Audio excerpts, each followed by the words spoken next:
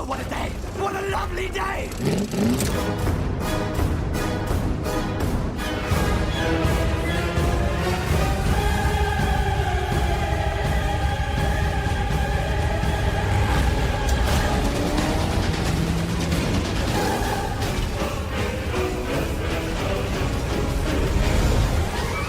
Welcome to the Mad Max Minute Podcast, the daily podcast where we break down Mad Max 1 minute at a time. I'm Rick. And I'm Julia. And today we are talking about minute 41, which begins with Goose applauding the Cabaret Singer, and it ends with Goose starting up his motorcycle the next morning. Yes. So we start out with her big finish. Yep. And I realized that we didn't talk about the song at all yesterday on Friday. And to think, after all of this effort she's putting into it, holding out that last note for us to go away for the weekend and come back, and then she wraps it up for us. Yes. So we don't get too many lyrics when we first hear her on minute 39. She just says, on the Licorice Ride. And then when we came back on Friday, that's when we really heard more of the song. Yes. So why don't you read through the lyrics of the song for us real quick, just to remind us of what it is. Well, let's go over stanza by stanza. We'll really break it down. Okay. So the first stanza is, looking for some juice out this side of town. Mister, won't you show the way, trying to get around. Okay. I think that's pretty clear. She's looking for gas. Yeah. Which tells me she has her own bike. Or own vehicle. I guess it doesn't have to be a bike, but since she mentions bikes later on, I assume that it's a bike she's riding. Or maybe, actually, I'll bet it's a car. Yeah.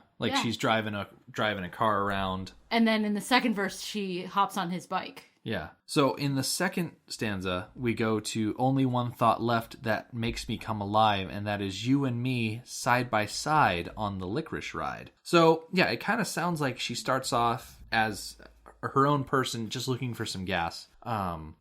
Just loving the road, loving the open road. Loving the idea of the road, but then she meets this mister. Looking for directions, pretty much, because she's just trying to get around.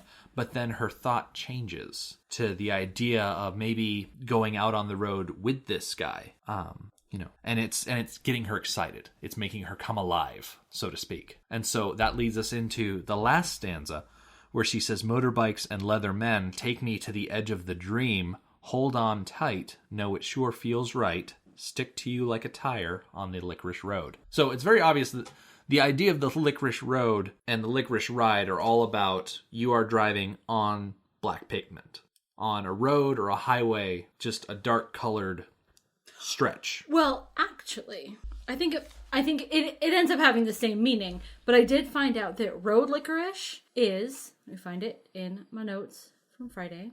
Road licorice is the debris on the road from the tractor-trailer tires that fall apart. I didn't know that had a name, but, you see it on the highways. You don't see it on, local secondary roads. Yeah. You see it on the highways. The roads that you get to drive away from civilization. You get to drive fast. Those are the roads that you see road licorice on. Okay. So, yeah, it's definitely a highway that she's talking about, but she's so excited about the idea of running away with this unnamed man in the song that she kind of upgrades from just looking to some gas to maybe skipping out of her mode of transportation and getting on his mode of transportation. His mode of transportation. Yes. Specifically being a motorcycle, because motorcycles get her excited. Yes.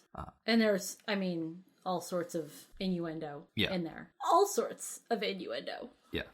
The whole idea of coming alive at the thought of riding and getting to the edge of the dream, as it were, holding on tight, feeling right. And she definitely is the kind of rider that is going to hold on to the person who's actually steering the motorcycle. She wants to make a connection there. Yes. Yeah.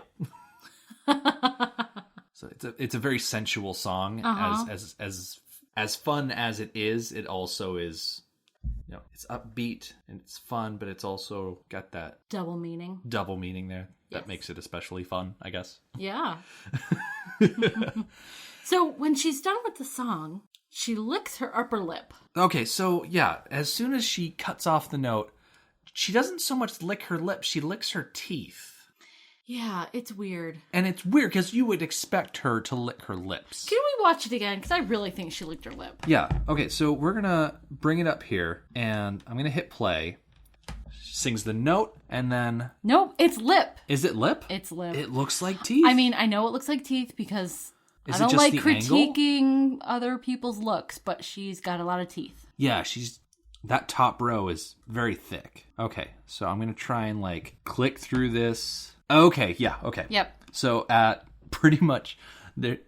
I don't get too much more exact on the player that I'm using, but pretty much at the 1 second mark, her tongue is right in the middle of her face, and she's definitely making contact with lip there. Lip. Okay. I swear, as many times as I've watched this minute, I could have sworn that she was only licking her teeth, and I was like, what? Like, licking I don't know. teeth just put me on edge. In this moment, licking her lip versus licking her teeth doesn't make it any different for me. It just doesn't work for me. Like, this is very clearly her looking straight at Goose and being like, Yeah. You know? Yes, and that's very obvious. And I like that she made some sort of signal, some sort of, nonverbal sexual advance. Yeah. Cool with that. This particular one just didn't work for me. She's trying to be sexy. I don't think she pulled it off in this moment. Yeah, it probably doesn't help that as we are looking at the screen, it's just a still shot of her with her tongue sticking out of her mouth. It's right. kind of funny looking. A lip licking gesture is definitely one that's about the movement. Yeah. You really should not look at it in a still picture. Yeah. But immediately after she licks her lips, and I'm so glad that we went back and watched that because it makes the whole thing a lot less weird.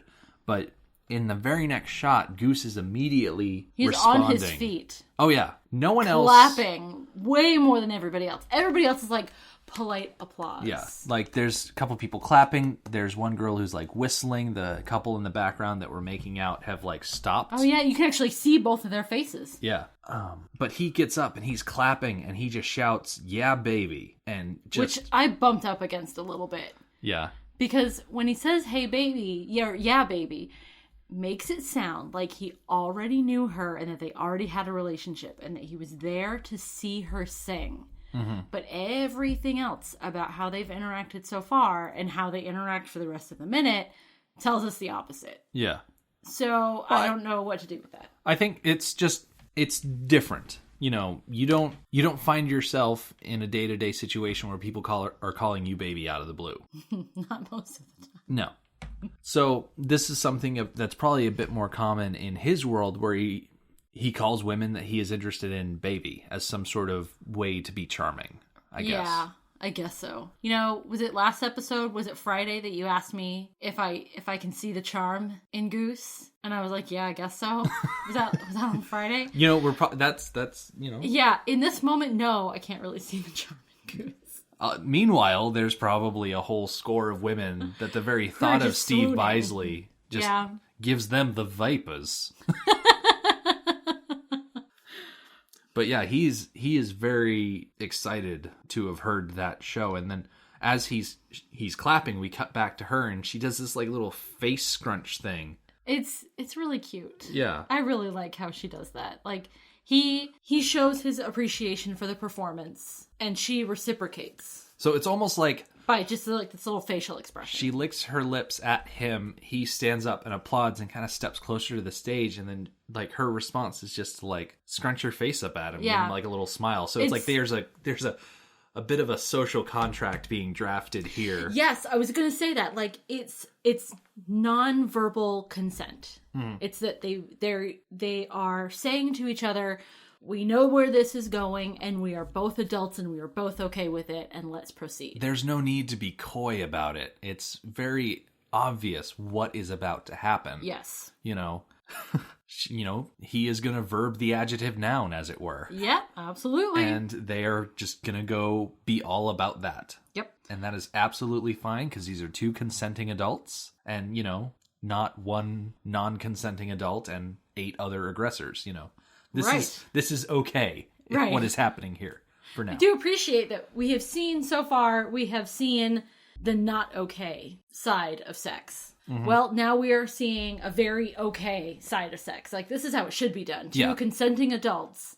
Even if... So this is kind of a one-night stand situation, but it's a one-night stand done correctly. Yeah. I mean, we do have slight gripes about it as we get to the latter half of this minute. Oh, There yeah. are little details that the morning after pick out. is another matter. But one thing I like about this is that we're able to see healthy romantic situations. We see Max and Jesse Yes. at home And being we get a to couple. see their loving relationship committed. Yeah, and then we see Goose and the cabaret singer, and they have, a fling, Yep. a one-night stand. And their consent is made very, very clear to us. Yeah, they are each interested in one another. It's a romance that took place over 30 seconds, but we saw it all. Yeah. So after the singer does her little face scrunch at him, we cut back outside, and whatever stage fog or smoke or whatever you want to call it was in the parking lot before, they've just either let the machine keep running or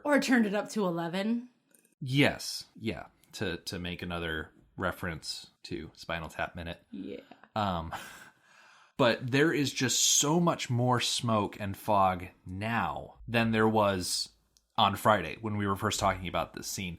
And the whole idea of Goose's motorcycle being sabotaged is ominous enough without having all of this, Dracula's castle atmosphere pumped into the situation. Like, we can't even see the motorcycle anymore. Before, we saw a shot from this exact same position. Mm-hmm. And there's a car sitting right here to the right, and you could see it had, the painted flames on it. Yeah. You can't see that car anymore at all, let alone the bike that's kind of behind it. Yeah, you can kind of see the outline of the bike, but that's only because there's a random spotlight behind it. Yeah, there's some lights on. Yeah. Yeah. But from this ominous shot, then we fade to black. And as we come in the next morning... It's morning. It's morning. Now, before we start talking about morning, I should note that in the parking lot, as it's fading to black, we can hear dispatch still calling over the radio, and they're saying all units again progress, all units again progress. So they're still trying to get more information about the call, the 333 that they've been dealing with. But that's all completely ignored as we show up the next morning. And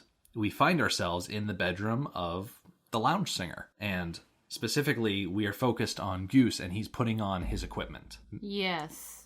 And two things kind of happening simultaneously is the dogs barking outside. Oh, yeah. There's 2 or 3 dogs outside that window that are just... What is going on? Constantly barking. And I swear, we're only at second 15. And there is 45 seconds in this minute left to go. And the dogs are barking for every single second of that. And it is incredibly annoying.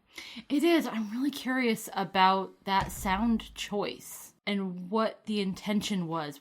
Were they trying to communicate that maybe she doesn't live in the best neighborhood? Like there are a lot of wild dogs running around. Yeah, wild dogs. Dingoes taking babies. Maybe.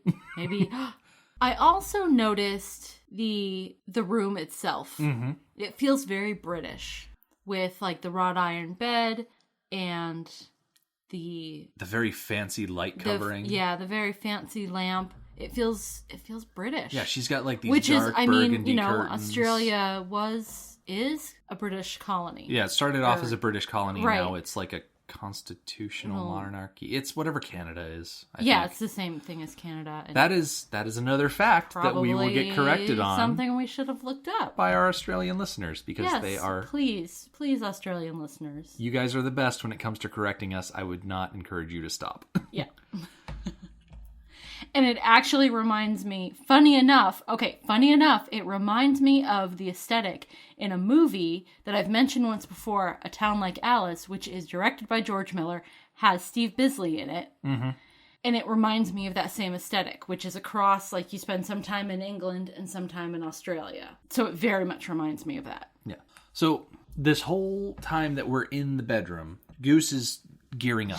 He put his pads on, and then he stands up and walks over to the bed to get his jacket. But what really stands out to me is the sound effect, the Foley work that they've got going, because every time he moves, we hear the leather, squeaking or creaking or making noise in some way, and it sounds like just someone farting into a microphone, just making fart noises, burp, burp, burp, burp, Do you remember the SNL sketch, the Leatherman SNL sketch? Yeah. Where they go into the store? Jimmy Fallon and Horatio Sands. Yes. And they did it when Britney Spears hosted once. Mm-hmm. And she did the sketch with them. Yeah, and it was just It's the so- same type of thing. So bad. And it boggles my mind between the dogs barking and his loud outfit because, I mean, he picks up that jacket and he throws it around his shoulder and he puts his arms in the holes and it's just making all of this just awful noise. Yeah, it's the really entire bizarre. time. And also, I don't think the sound effects line up. Like, I don't think the squeaks happen when they might happen. Yeah. Well, I mean, I think they just happen randomly, and it's... even if they don't need to line up because he's got the leather pants, the leather jacket. I Like, guess you can have so. There's squeaks so many coming sources from anywhere. of where it could be squeaking. Yeah. But after he's all, geared up, he's got his helmet, he walks out of the room, and there is a little, like, emblem on the footboard or Yep, something that part of the perfectly bed. covers up the no-no zone Yes. when it comes to, movie ratings. Now, they probably could have shown a bit more with an R rating, but, I mean, it's not important that they do. Right. But she is still asleep, and he's up and leaving. I disagree. Do you think she's faking it? I think she's faking it because my biggest piece of evidence that she's faking it is her feet. Mm-hmm. They are pointed. Okay. Now, do you see what I see? Like, Both of them. yeah. Like her foot is reaching for the post on the footboard. And then the other one too is also very pointed. That's not how you lay when you're like relaxed. Do you think that might be like a result because she wears heels all the time? No. No. Because, I mean, I play video games all the time, and I find that when my hands are at rest, they kind of... They're at They rest curl in a up. video game position. They curl up as if I was holding a controller. Like, my hands, when they're relaxed, they don't lie flat. Well, neither do mine. Yeah. I don't play video games. I don't know. It might just be a thing. But yeah, I mean, you look at her feet, and the way they're kind of stretched out They're and not- pointed. Yeah, they are not Barbie feet. They are not permanently molded to high heels. She's faking it. I don't know anything about She high heels, is- so... She is purposefully laying sexy. yeah. And she knows that she is being seen. So Yeah. it's probably that they got together and they had the night together, and maybe there was... Maybe she doesn't want to see him off. Yeah. Because I actually have a note about how he leaves, never wakes her up, never says goodbye, and that is not cool. Even for a one-night stand, Yeah. at least say goodbye. It's not like he needs to wake her up and take her to breakfast or anything like that, but, Right. at least, I don't know. I don't think it's cool that he leaves without waking her up. Yep, left without so much as a good day. That was pretty good, I think. So he leaves the room. He walks out of... Okay, so he leaves the room. He reaches back and he closes the door. And we get the baby. Yep, there is a baby, little plastic baby, hanging on the door to her room. I don't get it. No? I think, and this is my hypothesis, that there's a baby hanging on that door because that's where the babies get made. Okay, I have to think about the physical action of putting the baby on the door. So, did they hammer a nail through the baby to the door, or did they hammer a nail onto the door, poke a hole in the baby, and hang it? Like, Okay, so neither of them is good. now where we've paused here, let me see if I can get it so that Steve Bisley is not standing directly in front of this plastic baby. It does not appear that there is a hole in the front of the plastic baby, so it's probably the second option. Where they poked a hole in the back of the baby's head So that they and can hung hang it it. from a nail. Yeah. I mean, no matter what, it's disturbing. Yeah, I it's can't just- imagine a way that this is not disturbing. It's the weirdest so little bizarre. decoration. And it doesn't match with her aesthetic. We just saw her bedroom, her Yeah. personal space, and it's very traditional.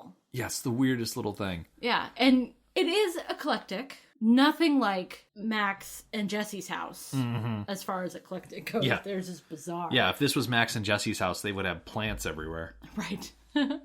And then the baby on the door. I'm sure you appreciate the fact that he closes the door behind him. Actually, not so much. Really? Because you are always getting after me about leaving the bedroom door open. Yes, because exactly, I don't like to be laying in bed and having the bedroom door open. It's weird. I feel exposed, especially since my part of the bed is like right in front of the door. Yeah.